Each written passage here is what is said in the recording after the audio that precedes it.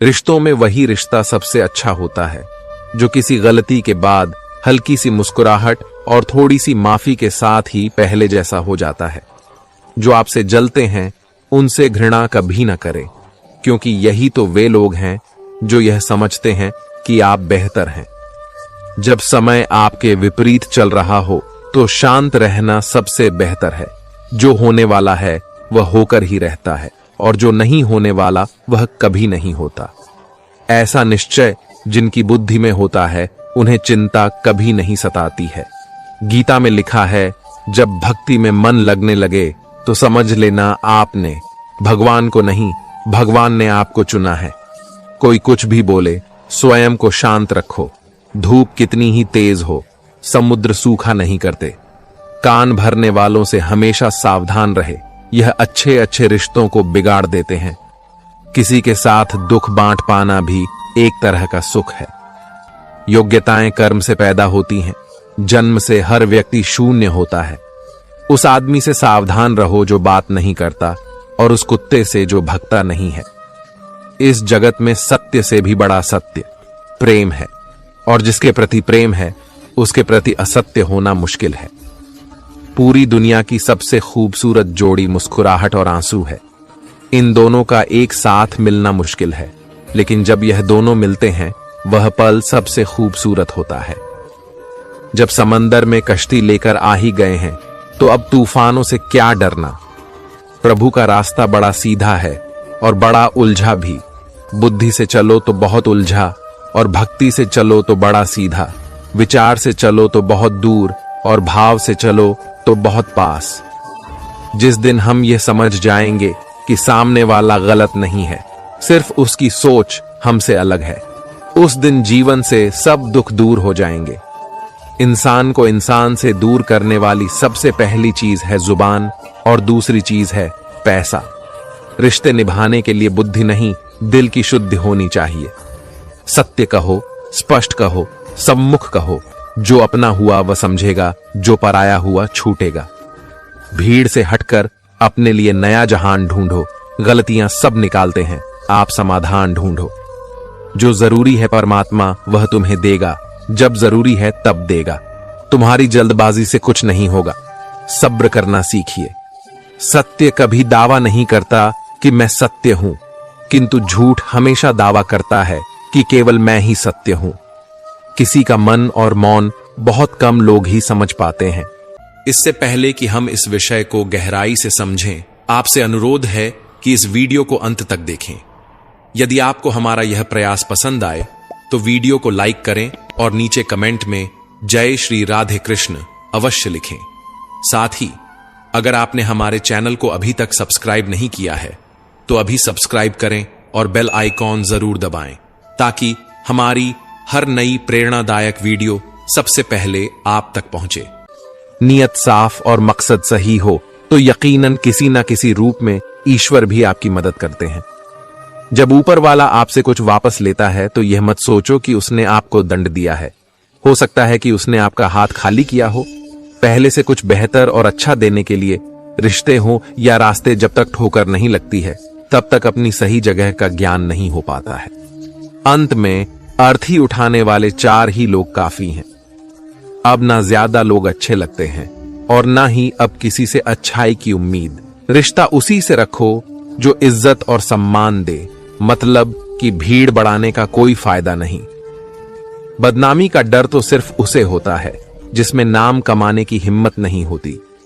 श्री कृष्ण कहते हैं, उन्हें छोड़ देना ही उचित है जो आपके होने का मूल्य ना जानते हो।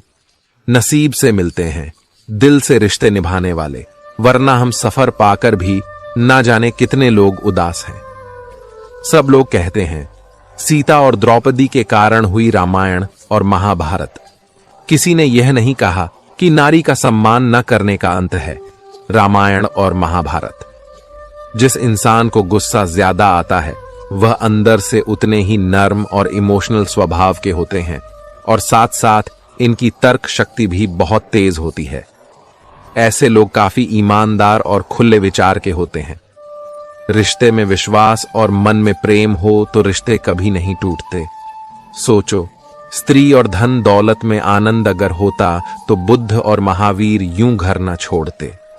यदि कोई योग्य मित्र मिला हो तो उसके साथ चले, यदि कोई नहीं मिला तो एक राजा की तरह अकेले ही चले। जिंदगी में कभी भी यह मत सोचो कि कौन कब कैसे कहां बदल गया। सिर्फ इतना देखो वह तुम्हें सिखा कर क्या गया। यही जीवन का ज्ञान है। पीड़ाएं केवल दुख नहीं देती, ध्यान भी देती हैं। अगर आप अपने अवचेतन मन में यह डालते हैं कि आपको बस 3 घंटे बाद उठना है, भले ही 2 दिन से आप सोए ना हो, लेकिन 3 घंटे के बाद तरोताजा फील करते हुए आप नींद से उठ जाएंगे। जवानी तुम संसार को देते हो और बुढ़ापा परमात्मा को। तुम्हारे देने से पता चलता है कि मूल्य किसका है। जवानी तुम व्यर्थ को देते हो और बुढ़ापा सबसे मूल्यवान को। जब शक्ति होती है तब तुम गलत करते हो, और जब शक्ति नहीं होती तो तब तुम कहते हो कि अब अच्छा करेंगे। स्वयं विचार करें। अगर आप दूसरों के विचारों से अपनी जिंदगी चला रहे हैं तो एक दिन आप खुद को एक पिंजरे में पाएंगे। अगर कोई रास्ता आपको डरा रहा है तो समझ लेना आगे बहुत बड़ी सफलता आपका इंतजार कर रही है। मछलियां भी खुश हो गईं, यह जानकर आदमी भी आदमी को जाल में फंसाने लगा है। जीवन एक रेलगाड़ी है, जब तक चलती रहती है लोग आते जाते रहते हैं। कभी तेज चलती है, कभी धीमी चलती है, कभी स्टेशन पर रुकती है। कुछ नए लोग आते हैं, कुछ पुराने उतर जाते हैं, पर सफर चलता रहता है। जब आखिरी स्टेशन आता है सब उतर जाते हैं, कोई साथ नहीं रहता। इसी का नाम जीवन है। जब अच्छा समय नहीं रहा तो बुरा भी नहीं रहेगा। इंसान का कुछ समझ नहीं आता। इंसान अपने बच्चों का जन्मदिन बनाने के लिए किसी बेजुबान का मरण दिन बना देता है। कभी कभी मन को मना लेना ही बेहतर होता है। हर जिद हमें खुशी नहीं देती। स्त्री हठ के समक्ष सब बेबस है। अगर पत्नी किसी बात के लिए हट कर दे तो दुनिया का कौन सा पति अपनी पत्नी के हट को इनकार कर सकेगा। और तो और हमारे रामचंद्र जी महाराज को ही देखिए। सीता जी ने कहा, मैंने सुवर्ण मृग देखा है, मुझे वही मृग चाहिए। अब सुवर्ण मृग तो कोई होता नहीं। इतनी समझ तो गुरु मां एक बालक को भी होती है, एक साधारण व्यक्ति को भी होती है। लेकिन जानकी जी ने कहा कि सुवर्ण मृग मैंने देखा है और वह मुझे चाहिए। श्री राम के बार बार समझाने पर भी उन्होंने हठ नहीं छोड़ा। श्री राम को तो फिर उस मायावी मृग के पीछे जाना ही पड़ा। कैकेयी तो स्त्री हठ का सब बड़ा उदाहरण है। उसने अपने पति से हठ किया कि राम को 14 साल का वनवास दो और मेरे पुत्र भरत को राजगद्दी पर बिठा दो। यह न्यायोचित तो था नहीं, नीति विरुद्ध ही था। राजा दशरथ जानते थे कि उनके दिए हुए वरदान का कैकेयी दुरुपयोग कर रही है, फिर भी उनको स्त्री हठ के आगे झुकना पड़ा, मानना पड़ा उसके हठ को। बात बाल हट। बच्चा अगर हट कर ले और उसकी जिद पूरी करने में पूरे परिवार को भी अगर जुटना पड़ जाए तो परिवार जुट ही जाएगा। हालांकि हठ को तो बुरा ही माना गया है, फिर भी अगर बालक हठ करे तो क्षमा दी जाती है, यह सोचकर कि बच्चा है जिद कर रहा। कोई स्त्री अगर हठ से अपनी बात मनवाना चाहे तो उसका पति अथवा घर के अन्य सदस्य उसकी बात को मानते तो हैं, पर उनके लिए वह एक मजबूरी हो जाती है। दिल से तो वे उसके हठ को अच्छा नहीं मानते हैं। आप जैसा करते हैं वैसा ही फल मिलता है। अक्सर आपने कुछ लोगों को हमेशा परेशान रहते देखा होगा। वे किस बात से परेशान हैं, इसका अंदाजा लगाना सबके बस की बात नहीं, क्योंकि वे अपनी चिंता दूसरे से साझा भी नहीं करते हैं। दरअसल आदमी जैसा कर्म करता है वैसा ही फल उसे प्राप्त होता है। ऐसी कहानियां और कथाएं आपने काफी पढ़ी और सुनी होंगी। जागरण अध्यात्म में आज हम आपको इससे जुड़ी ही एक कहानी के बारे में बताने जा रहे हैं। एक समय की बात है, एक गांव में दो किसान थे। वे खेती के साथ साथ बागवानी भी करते थे। एक अपने बाग में आम उगाए थे तो दूसरे ने किसान ने लीची उगाए थे। फलों के सीजन में उनके बाग में अच्छी पैदावार हुई तो वे दोनों अपने अपने फल बाजार में बेचने के लिए गए। बाजार से लौटते समय उन दोनों ने अपने लिए 5 किलो फल बचा लिए थे। वापस लौटते समय दोनों किसान रास्ते में मिले। दोनों एक दूसरे से बातें करने लगे। आम वाला किसान बोला, मैंने फल बचा तो लिए, लेकिन इस बार खूब फसल हुई। हम लोगों ने खूब आम खाए, अब खाने का बिल्कुल भी मन नहीं है। लीची वाले किसान ने कहा, यही हाल मेरा भी रहा। इस बार लीची की अच्छी पैदावार हुई है। दोनों ने यह फैसला किया कि दोनों आपस में फल बदल लेते हैं। आम वाले ने लीची ले ली और लीची वाले किसान ने आम। लेकिन आम वाला किसान बहुत लालची था। उसने दूसरे किसान से नजर बचाकर कुछ आम अपने लिए रख लिए। वहीं दूसरी ओर लीची वाला किसान आम पाकर बहुत खुश हुआ। वे दोनों अपने घर चले गए। घर जाकर लीची वाले किसान ने पूरे परिवार को आम खिलाए और उसे बड़ी अच्छी नींद आई। लेकिन आम वाला किसान रात भर शंका में जागता रहा। उसे यह लग रहा था कि उसकी तरह लीची वाले किसान ने कुछ लीची छुपाकर तो नहीं रख ली है। वह उस रात बहुत परेशान रहा। इस कहानी से सीख मिलती है, जैसा जो व्यक्ति रहता है उसकी वैसी ही सोच रहती है। एक बार एक व्यक्ति अपनी कार को बड़े प्यार से पॉलिश करके चमका रहा था। तभी उसकी बेटी पत्थर से कार पर कुछ लिखने लगी। कार पर खरोंच लगती देखकर पिता को इतना गुस्सा आया कि वह बेटी का हाथ जोर से मरोड़ देता है, इतनी जोर से कि बच्ची की उंगलियां टूट जाती हैं। बाद में अस्पताल में दर्द से कराह रही बेटी पूछती है, डैड, मेरी उंगलियां कब ठीक होंगी? गलती पर पछता रहा। पिता कोई जवाब नहीं दे पाता। वह वापस जाता है और कार पर लात बरसा गुस्सा निकालता है। कुछ देर बाद उसकी नजर उसी खरोंच पर पड़ती है जिसकी वजह से उसने बेटी का हाथ तोड़ा था। बेटी ने पत्थर से लिखा था, आई लव यू पापा। इस कहानी से हमें यह सीख मिलती है, गुस्से और प्यार की सीमा नहीं होती। याद रखें कि चीजें इस्तेमाल के लिए होती हैं और इंसान प्यार करने के लिए, लेकिन होता इससे उलटा है। लोग चीजों से प्यार और लोगों को इस्तेमाल करते। हमारे दुखों के 5 कारण जो अपना मनचाहा प्राप्त होने पर कहते हैं, प्रभु की कृपा है, पर मन के विरुद्ध होने पर उदास हो जाते हैं। यही प्रभु की कृपा का अधूरा दर्शन दुख का पहला कारण है। दूसरे का कुछ भी हो, उसका चाहे अहित हो, वह चाहे दुखी हो, पर हमारा भला होना चाहिए। हमारा यह मलिन स्वार्थ हमारे दुख का दूसरा कारण है। हमें वर्तमान में जो वस्तुएं प्राप्त हैं या अभिलाष हैं, उनके छिन जाने या ना मिल पाने का निरंतर बने रहने वाला भय हमारे दुखों का तीसरा कारण है। जो हमें करना चाहिए वह ना करना और जो नहीं करना चाहिए उसको करना, यह प्रमाद भरी आदतें हमारे दुखों का चौथा कारण है। हमें निमित्त बनाकर कहीं कोई सुंदर घटना हो जाने पर उसका सारा श्रेय हम अकेले ही ले लेना चाहते हैं। यही अहम भाव हमारे दुखों का 5वां कारण है। स्वास्थ्य सबसे बड़ी दौलत है। संतोष सबसे बड़ा खजाना है। आत्मविश्वास सबसे बड़ा मित्र है। ईश्वर सिर्फ मिलाने का कार्य करते हैं। संबंधों में दूरियां या नजदीकियां बढ़ाने का कार्य मनुष्य स्वयं करता है। मन के झूठ पकड़े कई दफा हम अपने सच से दूर भाग रहे होते हैं।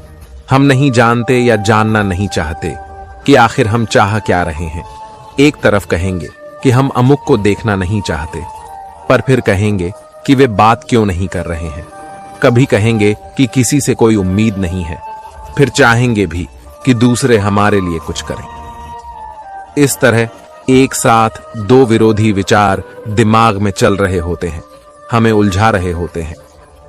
ऐसे में कुछ पल ठहरे, अपने विरोधी विचारों को देखें, कुछ देर उन विचारों के साथ समय बिताएं। रोड पर घायल पड़े पक्षी को मैं घर लेकर आ गया। कुछ ही दिन में वो लगभग ठीक हो गया, घाव भर गए। मैंने एक गांव वाले से पूछा, ये पक्षी थोड़ा उड़ नहीं पा रहा, क्या मैं पास मौजूद पहाड़ी पर इसे छोड़ दूं, जहां इसके बिरादरी के और भी पक्षी है, उन पक्षियों के साथ इसका मन लग जाएगा। गांव वाले ने कहा, आपने इसे बचाया है तो इसे मरने के लिए मत छोड़ो, इसे ठीक होने तक अपने पास रखो, क्योंकि इसे कमजोर असहाय देखकर इसी के बिरादरी वाले इसे चैन से जीने ना देंगे, इसे नोच नोच कर खा जाएंगे। उस दिन जीवन की बात समझ आई। अगर लोगों को भनक तक लग गई कि आप कमजोर हो गए हो तो आपको अपने तरीके से नोचना शुरू कर देंगे। इसलिए भले अकेले में घुटकर मर जाओ, लेकिन अपने आप को किसी की नजर में कमजोर साबित मत करो, क्योंकि आपकी असहाय स्थिति का केवल फायदा उठाया जाएगा, न कि मदद की जाएगी। भगवान की पसंद क्या है? भगवान को कौन लोग पसंद है? गीता में भगवान श्री कृष्ण ने कहा है कि मुझे साथ रहने वाले लोग सबसे ज्यादा पसंद हैं। हर स्थिति परिस्थिति में व्यक्ति साथ बना रहे, यह बड़ी बात है। दुख में ज्यादा दुखी ना हो और सुख में ज्यादा उछले नहीं। सुख दुख, मान अपमान, जय पराजय, खोना पाना, आना जाना, हानि लाभ तो लगा ही रहेगा। जीवन में अगर एक जैसी स्थिति सदा बनी रहे तो जीना मुश्किल हो जाएगा। कुछ पल कहीं कोई खुशियां मना रहा है तो किसी की अर्थी उठ रही है, कहीं कोई सुहागन बन रही है तो किसी का सुहाग उजड़ रहा है। इन सब पलों में व्यक्ति अपने को संभाल ले, भावनाओं में न बहे। कहते हैं जिन्हें दूसरों की थाली में घी ज्यादा दिखता है वह कभी खुद चैन से नहीं रहते। व्यक्ति को हमेशा वह चाहिए जो उसके पास नहीं है, और वह मिल जाए तो नई महत्वाकांक्षा उसकी जगह ले लेती है। इस तरह पूरा जीवन असंतोष में ही बीत जाता है। संतुष्टि ही जीवन का मूल मंत्र है। अगर इंसान में संतोष है तो कोई दुख उसे तोड़ नहीं सकता। यही है जीवन का रहस्य। अक्सर लोग एक बहुत ही कॉमन सवाल पूछते हैं कि मैं खुश कैसे रह सकता हूं। मैं उन्हें एक आदमी के बारे में बताता हूं जो हमेशा शिकायत करता रहता था कि उसके ऊपर ईश्वर की कृपा नहीं है। एक दिन अचानक उसकी आंखों में कुछ खुजली हुई जिसने उसका नजरिया पूरी तरह बदल दिया। डॉक्टर ने इसे कैंसर बताया और आंखें निकालने की नौबत आ गई ताकि कैंसर पूरे शरीर में न फैले। एकदम बिखर चुका वह इंसान यूं ही सर्जरी वार्ड में अंदर गया। उसके दिमाग में एक ही ख्याल था, उसका धुंधला भविष्य। हालांकि ऑपरेशन के दौरान सर्जन ने पाया कि यह रेटिना के पीछे महज एक फंगस है जिसे सिर्फ साफ करने की जरूरत है। आखिरकार जब उस आदमी की आंखों की पट्टी खोली गई तो वह यह देखकर खुशी से झूम उठा कि वह अभी भी देख सकता है। और तब उसने अपनी आंखों की रोशनी के लिए ईश्वर को धन्यवाद दिया। देख सकता है। और तब उसने अपनी आंखों की रोशनी के लिए ईश्वर को धन्यवाद दिया। मिल जाता है। भगवान एक पत्थर के अंदर भी कोई ढूंढे तो सही। भगवान तो इंसान के अंदर भी है, कोई वह इंसान बने तो सही। जरूरी नहीं कि जीने का कोई सहारा हो, जरूरी नहीं कि जिसके हम हो वह भी हमारा हो। अहंकार की वजह से हम कितने रिश्तों से दूर हो जाते हैं। किसी से माफी मांग लेना और किसी को माफ कर देना। समय बलवान होता है जो व्यक्ति को कभी मगरूर तो कभी मजबूर बना देता है। मित्र, यदि तुम्हारा समय बलवान है तो अहंकार से बचो, यदि समय खराब है तो बुरी संगति से बचो। यह 4 बातें आप जीवन भर याद रखना। त्याग के बिना मनुष्य का भाग्य नहीं बन सकता। कुछ छोड़े बिना कुछ पाया नहीं जा सकता। जो देता नहीं वह लेने का भी अधिकारी नहीं है। मनुष्य बिना बीज बोए फल खाने की आस में जीवन बर्बाद करता है। रिश्ते हो या बर्फ, दोनों को बनाने और बनाए रखने के लिए ठंड रखनी बहुत जरूरी है। बीता वक्त है लेकिन खर्च हम हो जाते हैं। कैसे नादान है। हम दुख आता है तो अटक जाते हैं और सुख आता है तो भटक जाते हैं। जिस इंसान के सच्चे होने की गवाही आपका दिल दे रहा हो वह इंसान कभी भी आपके लिए गलत नहीं हो सकता। जिंदगी के रथ में लगाम बहुत है, अपनों के अपनों पर इल्जाम बहुत है। ये शिकायतों का दौर देखता हूं तो थम सा जाता हूं। लगता है उम्र कम है और इम्तिहान बहुत है। सुना था लोगों से कि वक्त भी बदलता है। अब वक्त ने बताया कि लोग भी बदलते हैं। जाया ना कर अपने अल्फाज, हर किसी के लिए बस खामोश रहकर देख, तुझे समझता कौन है। जिंदगी में कुछ दर्द ऐसे होते हैं जो जीने नहीं देते और कुछ फर्ज ऐसे होते हैं जो मरने नहीं देते। सुख का अर्थ है जो है उसका आनंद लेना, दुख का अर्थ है मुझे और चाहिए तजुर्बे ने एक ही बात सिखाई है। नया दर्द ही पुराने दर्द की दवाई है। बचपन में भरी दोपहरी में नाप आते थे। पूरा मोहल्ला जब से डिग्रियां समझ में आई पांव जलने लगे। बातें जो कहीं नहीं जाती वो कहीं नहीं जाती। मंजिलें हमारे करीब से गुजरती गई जनाब, और हम औरों को रास्ता दिखाने में रह गए। कुछ इकट्ठा भी उन्हीं के पास होता है जो बांटना जानते हैं। जिंदगी कैसी अजीब हो गई है। खुश दिखना खुश होने से ज्यादा जरूरी हो गया है। पहले चुभा बहुत, अब आदत सी है। यह दर्द पहले था, अब इबादत से अपने ही घर में मेहमान बनकर आना जाना हुआ। जब से शहर में शुरू कमाना हुआ। बुद्धिमान होना अच्छी बात है, लेकिन इससे भी अच्छी बात यह है कि यह बात केवल आपको पता हो। जिंदगी में अक्सर ऐसा होता है, हम जिनके साथ के लिए तरसते हैं वह किसी और को खुश करने में व्यस्त होते हैं। तो दोस्तों, हम उम्मीद करते हैं कि आपको उपदेश और कहानी पसंद आए होंगे। तो मित्रों, आपको यह उपदेश और कहानी अच्छी लगी हो तो वीडियो को लाइक करके चैनल को सब्सक्राइब कर लें और अपने दोस्तों रिश्तेदारों को भी यह ज्ञान भरी वीडियो शेयर कर दो और कमेंट में जय श्री कृष्णा लिख दो। मित्रों, आपका पूरी वीडियो देखने के लिए धन्यवाद। जय श्री कृष्णा।